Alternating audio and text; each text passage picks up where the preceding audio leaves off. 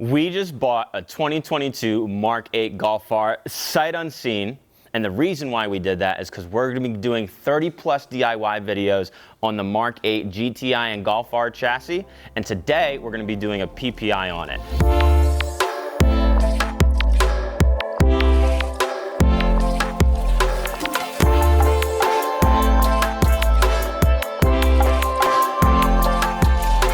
Now, a PPI, you usually do a pre-purchase inspection, but we're going to be doing a post-purchase and showing you all the things that you need to know about the Mk8 Golf R and GTI chassis. Let's begin our PPI with a visual inspection of the front end. Now, this car has around 31,000 miles. We looked for the highest mileage example of this chassis that didn't have body damage, caved in, all that. So this is a really good example of what this car is going to show up in the market currently.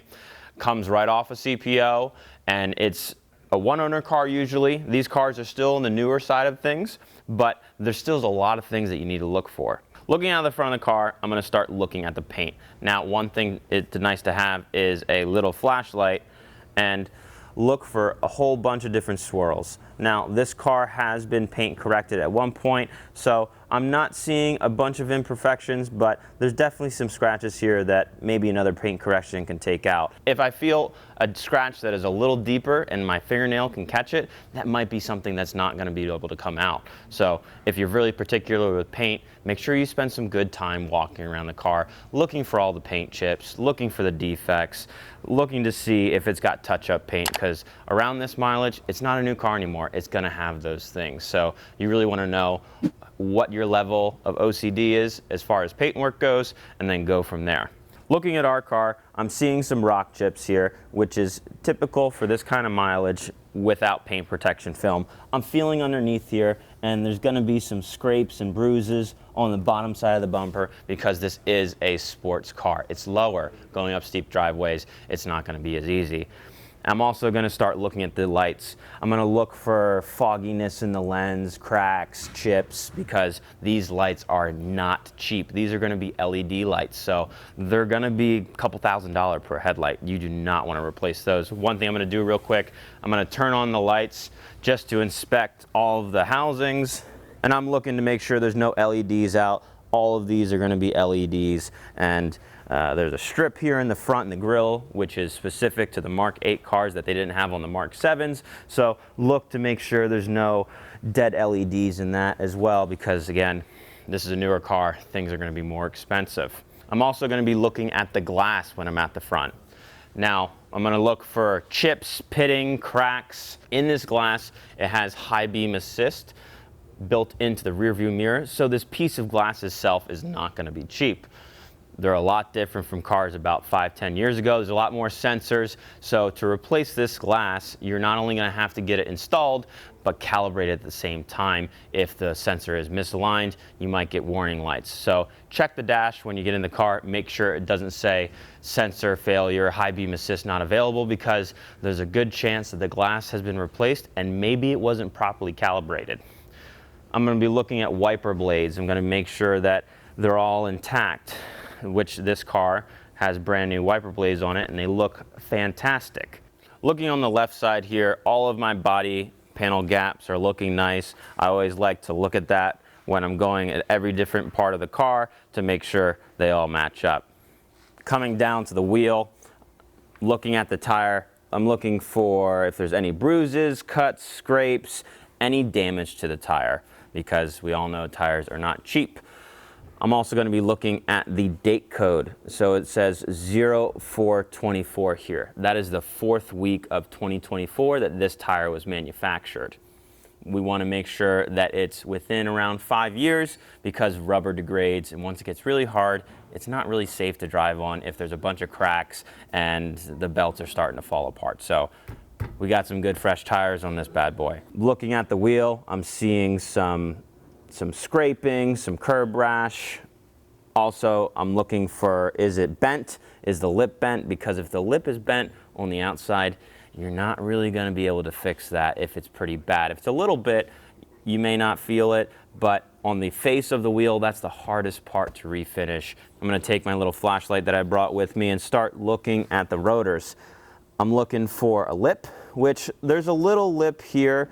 It's not too bad. I'm also going to be looking at the holes since this does have drilled rotors. I'm looking to see if there's any fractures spidering out from that hole. If there's a little bit, that's okay. But if it's something that is almost connecting from hole to hole or it's getting real close, we're probably going to want to replace these rotors pretty soon. And that could be from driving on the racetrack or just getting these brakes really hot. So they might be a little bit compromised. I'm not seeing any of that. So then I'm going to start looking at the actual pads themselves. And I have a tool in my pocket here that I always like to keep with me when doing a PPI, and this is going to be a brake pad depth gauge. Now, this is color coded for ease of access, and it goes anywhere from 2 millimeters up to 12 millimeters in this case of this tool. Now, the legal limit for brake pad thickness is going to be 3 millimeters for the pad itself. So I'm looking at these, taking my flashlight.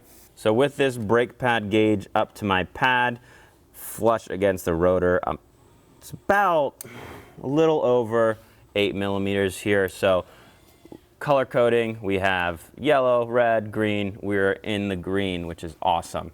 So brakes in this car look to be good. I'm also going to be looking for all of the caps on this car. These have plastic lug caps. It's a beauty cover, but they can fall off. They can leave the chat, so they're all here today. I'm going to open the doors. I'm going to check for it to open smoothly and make sure that it's not sagging, not binding, not feeling non-fluid, and my door is shutting great. This car has a lot of piano black trim. The B pillar and the C pillar you'll see here is kind of that gloss black. It can get scratched really easily, so if you're a perfectionist like I am, that's one thing that I'll look at. I'm going to look at body gaps again of the doors. This line looks nice and even all the way down. I don't think this car has been in an accident. I'm going to check this door in the back again, and it's shutting just how I want. I'm going to look at all of the side skirts. I'm going to make sure they're all fastened nicely and it's not falling off, because that's the first thing that impact from road debris is going to hit, is going to be the rockers and the lower side of the car. We're going to come back to the rear wheels just like we did in the front. I'm going to look at the brake pad wear. I'm going to look at the depth of that. I'm going to look at the rotors. I also like to use a little mirror, little tiny little guy, and look on the inside of the brake pad and look at the inside pad. The reason why I'm looking on the inside pad is because it can wear faster than the outside pad. So just looking in the outside pad, you may have a problem with the caliper sticking or something, can cause the inner pad to wear a lot quicker. So we're looking at the rear wheel assembly, and I noticed one big thing that is a red flag for me, and the tires from the rear are different model and manufacturer from the tires in the front. Now, what can that mean? So one thing that you have to know is when we have a discrepancy of tire tread depth from front to rear, it can mess up the all-wheel drive system, and this car is all-wheel drive. So I like to use a tool called a tread depth gauge, and this is just a tool where we'll put it up against the tire and we're going to measure how deep that tire tread is throughout multiple points of the tire. Now, that measurement in the US is done by inches, and we go by 30/32 of an inch. So I already measured the tires in the back here, and they measured 4 32/2 of an inch, and I measured the tires in the front, and they measured 8. That is a big discrepancy from front to back. And my hypothesis on why that the tires in the front are newer than the tires in the back, this car is front-wheel drive bias most of the time. So the tires in the front, if not rotated, are going to be wearing a lot quicker than the tires in the back here. So kind of raises some red flags. Why weren't the tires rotated? Did they miss some maintenance items? Definitely something I'm going to keep in my mind looking throughout the whole car. Coming around back, all of my body gaps are looking even. Looking down here, that all looks even. On this car, we have to tilt the emblem in to pull this up. I'm going to feel, okay, does that feel fluid? Do I feel any binding? If I do feel some binding or stuff like that, maybe a sign that this car has been in a rear impact. I'm not seeing any signs of an impact right now. My exhaust tips, I'm standing back, looking side to side. They look pretty even. Another sign, if they're off, that could be it got hit. This car has a hitch on it, which they do not come from the factory with a hitch. And sadly, my valance got a little bit cut up to make that fit. So if that's something that you're looking for, this could be a great thing for someone if they want to put a bike rack on the back of the car, maybe tow a little trailer, some race tires to the racetrack. We're going to be probably removing that from this car, but it's something you want to pay attention for. Is there an aftermarket hitch on it? Is it factory? What kind of accessories are added to this car? The paint here has some scratches and bruises. Usually this piece right underneath the hatch is where all of our bags, all of our suitcases are going to take the most brunt of the impact. It's good to put some paint protection film right here to protect that. This person did not do that, and we have some pretty big gouges that, again, I'm feeling with my fingertip, and it's deep. I don't think those are going to buff out. All of my tail light housings, is there condensation in them? No. Is there any cracks? Is there any spiderings? And that's important that they're not in this housing assembly because they're LED, they're not cheap, and you'd have to replace that whole housing assembly to get that fixed. Looking at the back of this thing, besides the rear bumper and the hitch, which we're not really too fond of, everything is looking as it should. So I'm going to hop in the car and show you how to check for all the lights, headlights, tail lights, turn signals. We want to make sure all of the bulbs work. Moving inside the car, start with the dash and controls. Check that all buttons and switches work and look for any warning lights on the cluster that could point to issues. Next, test the steering wheel controls, blinkers, brake lights, and reverse lights. If it has a heads-up display, make sure it powers on. A clean, well-kept cockpit usually tells you a lot about how the car was treated. Test the infotainment screen and climate controls. Confirm that both AC and heat work, and that the touchscreen responds as it should. If the car has a sunroof, make sure it opens and closes smoothly. Newer models use swipe-style haptic controls instead of physical switches. Before wrapping up, check that the seat belts retract properly, seats move as they should, and rear climate controls function. Once everything looks good, you're ready to move on to scanning the car for fault codes. While we're still up front, the last thing we want to do before moving on is scanning the vehicle. There are a ton of control modules in this car that can tell us a lot of information from the past and the current. So I'm going to be using a scan tool here. This is the Autel MD808 Pro. You can find this at FCPEuro.com or any scan tool that you had at home that can read European vehicles will do. So I'm going to take my scan tool here and plug it into the OBD2 port. It's located underneath the dash.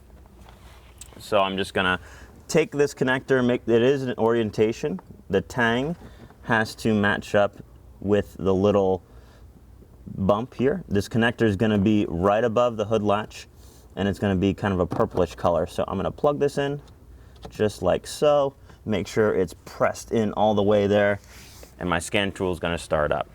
Once the scan tool is on, I'm going to turn my ignition onto the accessory mode and start pressing some buttons. So I'm going to want to do a full vehicle scan on this car. So I'm just going to cycle through my menus, do the proper selection. This is going to be a Volkswagen. There we go. And I'm going to do an auto scan. And that's going to scan all of the control modules in this vehicle and give us a good report on what is actually going on right now. So I'm going to select all my modules here. All right, so now my scan tool is going through all of the modules, and it's going to pull a read on all the fault codes that we have stored, or if there's any that are present. Now, it's good to know all this stuff because it will tell you the history of the car. It's going to say, oh, maybe it had a low battery at one point sitting on a dealer lot. So if you see a lot of low voltage codes, normally it's because of that. Now, what we're looking for is stuff that is big red flags. We don't want to see misfires in the engine. We don't want to see control module failures, any of that stuff. So it is going through a scan right now. Usually it takes anywhere from 5 to 10 minutes to do a full scan on the car for an in-depth module search. So my scan tool right here is doing that now. And once that's done, we'll come back and analyze everything that we see. Some fault codes that you want to look for to make sure your vehicle doesn't have is misfires, fueling issues, if there is a thermostat code of some sort, if there's some control module faulty codes, or stuff like O2 sensor issues that could indicate that the vehicle may have some problems with either some subcomponents or the modules themselves. Now, with the Golf R being a performance vehicle, we also want to look to see if any modules are modified. If there is, say, a downpipe in the vehicle and it can't pass emissions. And a way to check for that is to look at our readiness monitors. So we're going to go in the scan tool, exit our full vehicle scan, exit to the main menu. We're going to click the OBD2 function, and it's going to do a protocol scan for the vehicle to see which protocols that it's going to be using. It's a CAN standard fast protocol that it's selected. Now it's going to show us a summary of the readiness of the vehicle, and it's saying that my MIL, which is our check engine light, is off. There's 0 codes found within the engine control module, which is great. There are 2 monitors that are not available, and there's 8 monitors okay. This is looking good. So once we see that, we're going to say okay, and then we can roll down to IM readiness. And there's 2 options you have. You can look at since DTC cleared or this driving cycle. We want to get the most information, so we'll be selecting since DTC cleared. And at this state, you can look at the readiness monitors and see what items are set or not. Having a scan tool that can look at all the control modules on this vehicle is essential when performing a pre-purchase inspection, because it is a great negotiation tool to get the vehicle's value appropriate for the condition it's in.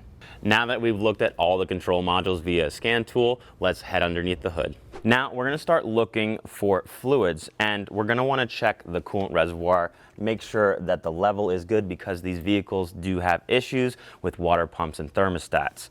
Now, we're going to pull the dipstick out here and just inspect the overall condition of the engine oil, and it looks beautiful. So the fluid level looks good there. We're also going to be looking around in the engine bay for any loose connectors, wiring harnesses, clips that may be in the wrong place. Everything looks good here. The air box looks all secure. I'm not seeing anything out of the ordinary that's popping out and screaming to us. Now, once we look at all that, one fluid that we want to pay attention to is going to be the brake fluid. And that is because it's super hydrophilic, which means it absorbs water. Now, a good tool to check that is going to be the OTC brake tester fluid tool.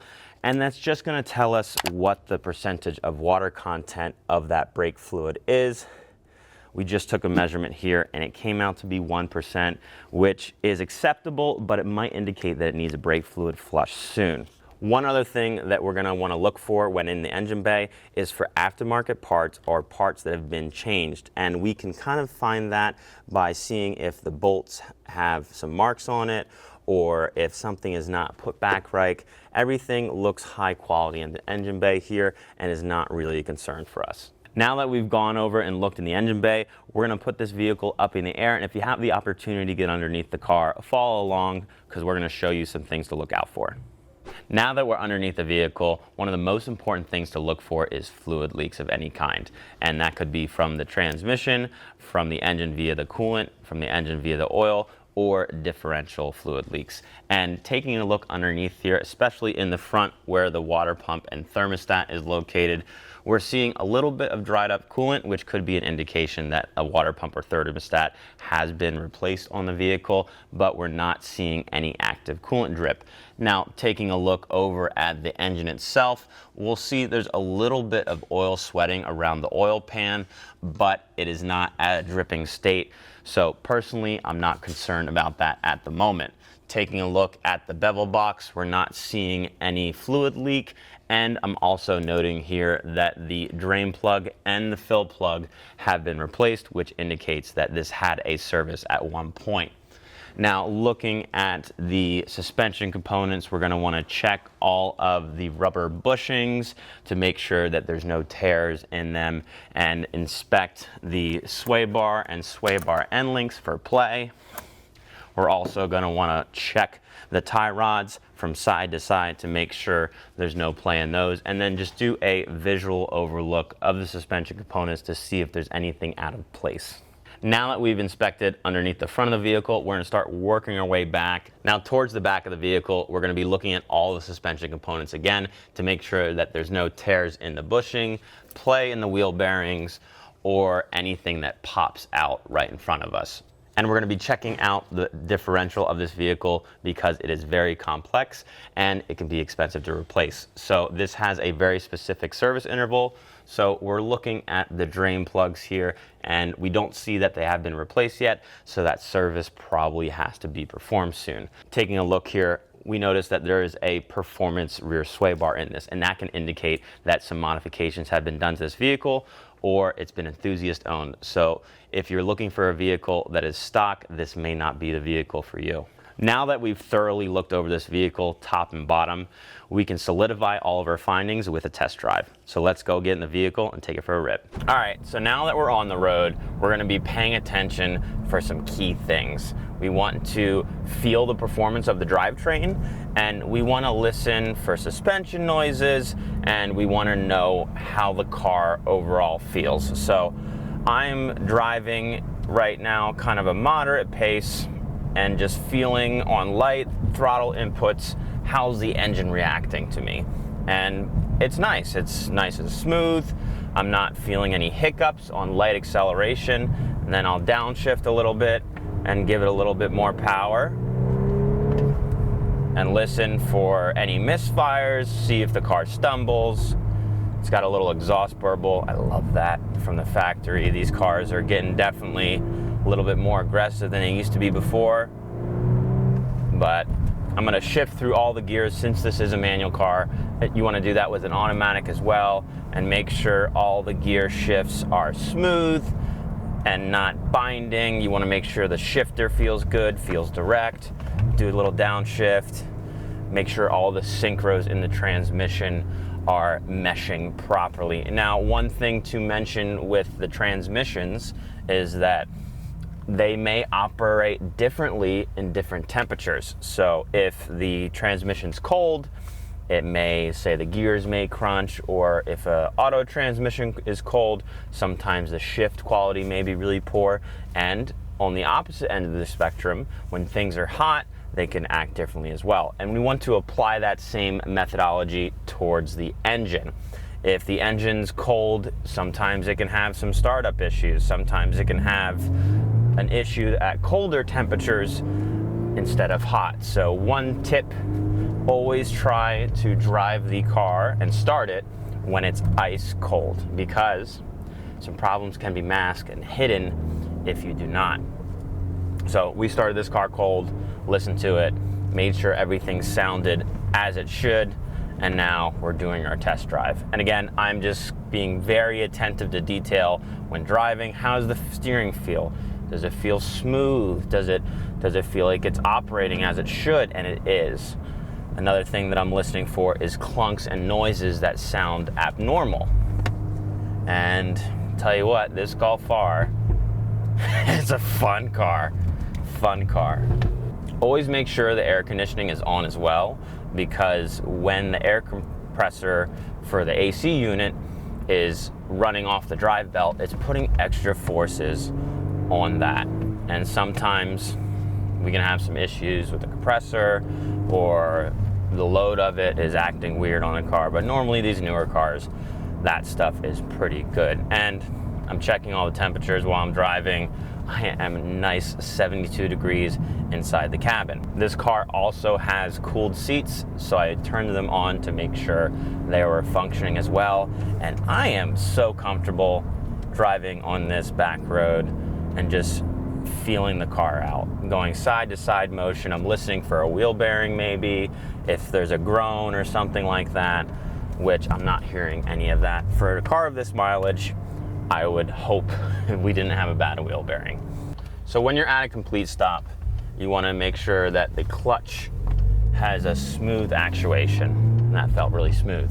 And when I mean by smooth actuation, letting my left foot off the clutch pedal when the car is going forward, is it chattery? Now, if it's chattery, that could mean that there might be some hot spots in the clutch assembly. Now, if you do hear some aggressive chatter from the clutch assembly, it's not always a bad thing.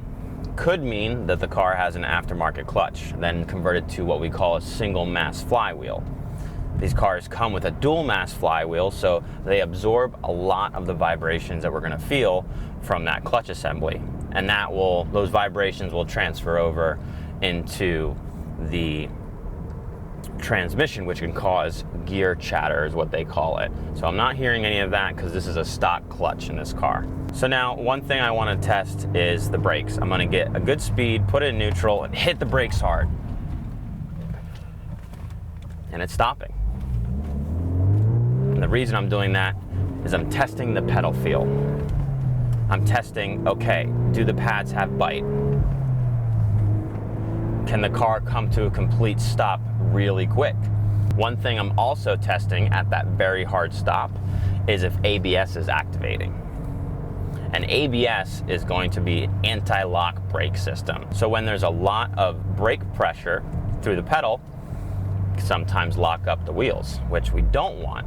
So ABS will pulsate automatically the brake pedal pressure to avoid locking up the wheels. And a hard stop will always test that. So one thing that's very important when test driving a car for purchasing is to get it up to highway speeds. So we are hopping on the highway right now, and we're doing this to check for a couple things. We want to check for wheel balance.